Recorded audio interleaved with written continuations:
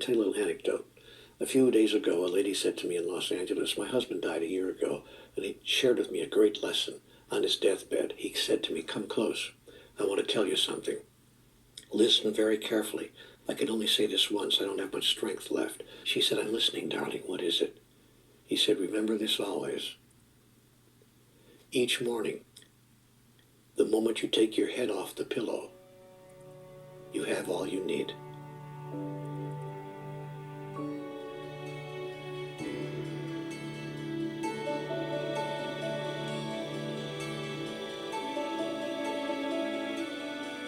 If we look at the mind as an iceberg, and the tip of the iceberg is what's above the surface, that's the conscious mind, that's the mind of choice, that's the action mind.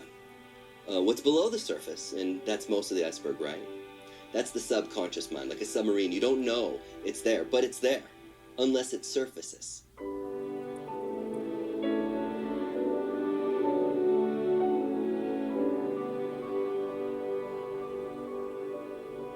Well, most of us say we want X.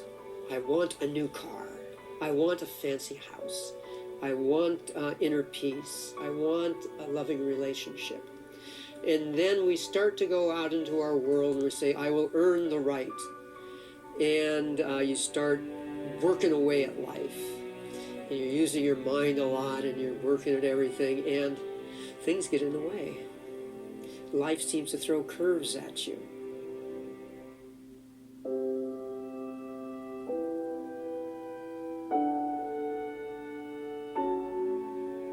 You can think of everyone in this world that you know as dragging a whole bunch of suitcases behind them. The emotion code is a way to cut loose all those suitcases, all those steamer trunks, all that baggage that you've been carrying around all your life. The end result of that is that you become light and you become able to manifest into the world what you're supposed to be able to manifest. Imagine living in a world where everyone is actually manifesting from their heart into the world their perfect creation that is inside each of them. That's where we're going.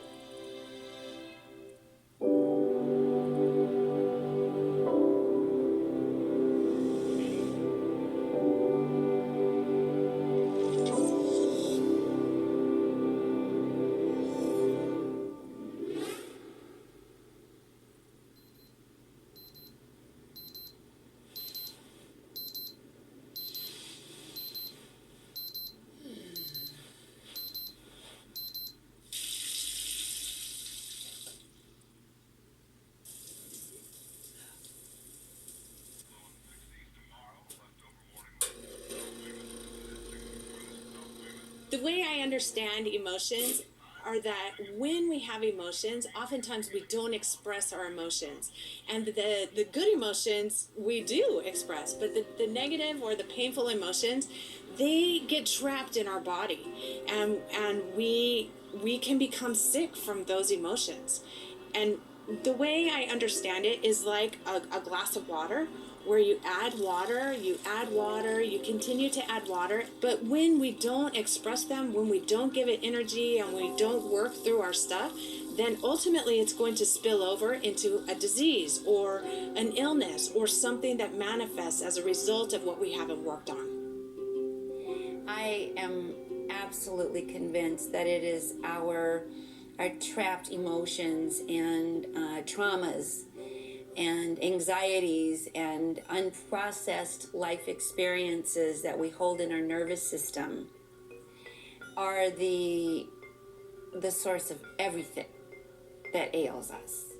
One of the most profound things in my life has been able to share ancient wisdom that I came across just as a young guy traveling around the world and fascinated by communities that pretty much live off the grid, and they're long-lived, they're healthy, they're happy. And it always bothered me, how can they be that way without hospitals and doctors and miracle supplements and pills and capsules? They don't have any of that. What I've come to understand is at the core of every symptom, every stress, every dis-ease pattern that we experience, whether it be physical, whether it be emotional, are emotions, memories that are buried in our subconscious mind. And when these are triggered, our body reacts. It's called a maladaptive stress reaction. And what it means is that we're not able to adapt in the present moment, here and now. And what happens is our body reacts as if something from the past is going on right now. Now, when we react to conditions in our life, there is an emotional component that begins to create chemistry in our bodies because the body is interpreting an emergency situation. Now, all organisms in nature are designed for short-term stress. Gazelle gets chased by a lion. 15 minutes later, it goes back to grazing, and everything returns back to balance. Human beings are a little different. We can turn on the stress response just by thought alone. We can think about some past bitter memory that's tattooed in the recesses of our gray matter, and like magic, it comes to life, and in that moment, it's real. Whenever you see something, because the brain works in pictures, there's a response to that image of the sensory impact. If you hear a sound that sounds dangerous, your body, your brain will create an emotional molecule to get you to respond to that. And as a result, our heart rate increases, our immune system suppresses, we become more anxious because we're not in our fullest potential in the moment. At the core of every symptom, stress, and disease are emotions and memories, traumatic perceptions that are buried in our subconscious mind.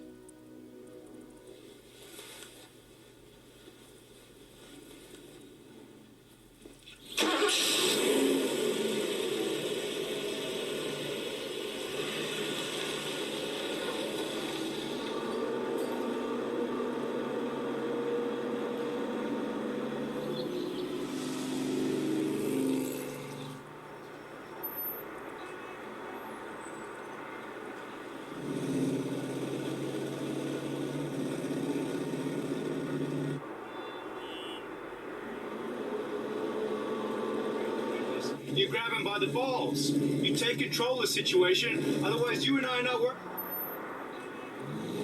You touch it. Whoa!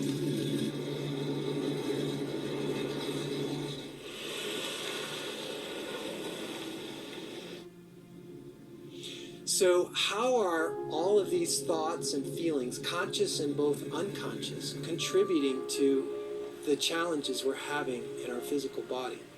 When we have experiences in our lives that overwhelmed us emotionally or brought us a lot of pain, what we're finding is that there are these protective mechanisms that help us to overcome and survive these experiences. These protective mechanisms actually take these experiences and suppress them, not just in our mind, but in our body. And the evidence of that suppression is muscular tension.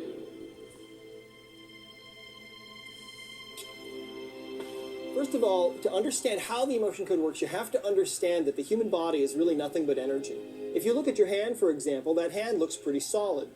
But if you were to magnify that hand 1,000,000 times, you'd be looking face to face with a single individual atom. And if you could look into that atom, you'd see there's really nothing in there but empty space and infinitesimally tiny energies zipping around at the speed of light. And that's really what we are. We're beings of pure energy. We are composed of all these countless energies, tiny energies, that are all flying in this close formation, giving us this experience that we're having in this world. Emotion means energy movement. And it's our thoughts that create our emotions. It's our emotions that create our behaviors. So when a person has a conflict, that creates neural pathways in our brain. This amazing cutting edge Dr. Hammer was able to map out the brain. When you look at a non-contrast CAT scan, you can see a dot with concentric rings like a bullseye. And what he found is that if a person had testicular cancer or ovarian cancer, that spot would be at the same location in the brain for all of the people.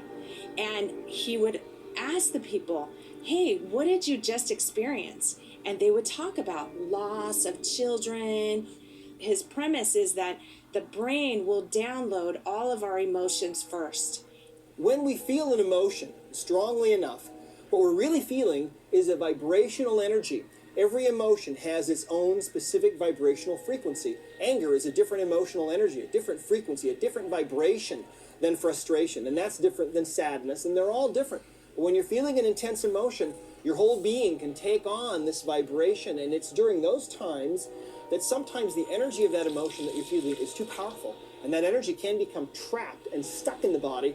And because that's all the body really is an energy field, when you distort that energy field, you eventually start to have problems, because what you're really doing is you're distorting the tissues of the body themselves. And if you distort tissue and you irritate tissue long enough, that tissue starts to have problems, and it can go through those changes that we call cancer. One of the most amazing substances in our body is connective tissue. There's more connective tissue in our body than any other tissue. What's connective tissue? It's a protein. It consists of actually several proteins. One is collagen, the other is elastin. Collagen gives fascia strength, while elastin gives it flexibility. Literally everything in your body is surrounded and interconnected in this fabric. So your big toe is connected to your right ear through a connective tissue network. The other amazing function of connective tissue is that it's conductive of energy. So when we protect ourselves from an overwhelming emotional or physical experience, our body goes into a protective state which causes muscles to contract. The muscles contract, and then the surrounding connective tissue begins to be strained by those contractions, causing it to thicken and bond to each other and harden. The only disease that exists in the human experience is chaos at the atomic level, which leads to chaos at the molecular level, which leads to chaos at the cellular level. And when enough cells are in chaos, you feel it as a sign or a signal of a chaos or an offense in the body. That's what the word symptom means. A sign or a signal of a chaos. So the accumulation of suppressed emotion and stress and pain creates tensions that begin to layer upon layer and accumulate over time and begin to act upon our joints, our blood vessels, our organs.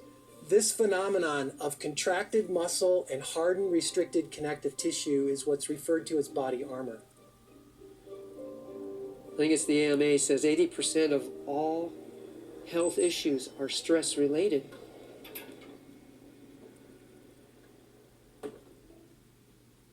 Your body is your unconscious mind. It doesn't know the difference between an experience in your life that creates an emotional response and an emotion that we fabricate by thought alone. To the body, it's believing it's in the same environmental conditions.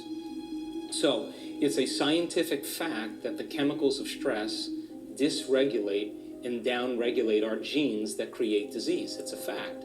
So if we can turn on the stress response just by thought alone, and those chemicals can make us sick, then by very definition, our thoughts can make us sick. So anywhere in your body where you're not only tense, but where you feel hard, is evidence of places in your body where you're storing emotion or sensation from the past. The wisdom of thousands of years through traditional Chinese medicine, through Ayurvedic medicine, they had an understanding that we have lost in Western medicine today. They understood that specific emotions affected specific parts of the body. The kidneys carried fear and liver carries anger. Think about people who drink. Oftentimes they overstimulate the liver and they become angry. On the other hand, the lungs produce the emotion of grief, among others. And so people who tend to have a lot of grief in their lives tend to suffer from lung issues. We all know people that will come and tell you the same story over and over and over again. They're really suffering in that story. And what we discover is all the places where they secretly suffer in their life, where they feel that they're obliged or obligated to do certain things that impacts the knees, where they don't feel supported, or they have a worry for money that will support the lower back, where they have difficulty in communicating, or they feel that the weight of the world is on their shoulders. That affects the upper back and neck. I want you to understand why different cultures knew. If you have a pain in your thumb, that's very significant in a very significant emotion. If you have a pain in your elbow, your shoulder, if you feel a little pain in your chest, in your hips, in your stomach, in your intestines, a lot of people don't understand anymore the connection of the entire body to the brain, and the brain seeing pictures that create emotions, which create behaviors. They will spin in their mind this conflict over and over and over and over again. The automatic brain is responsible to keep us alive, and so what it will do is it will download into a specific body part so the person can continue to function. When it first happens, it's very clear with a dot and concentric rings around it. The bigger the conflict, the bigger the concentric rings. It could be a testicular cancer or an ovarian cancer, and that would download first into the ovarian or testicular relay in the brain and simultaneously onto the organ itself. And as a person begins to find solutions and repair, you will see that this concentric rings and the dot itself will change in how it looks.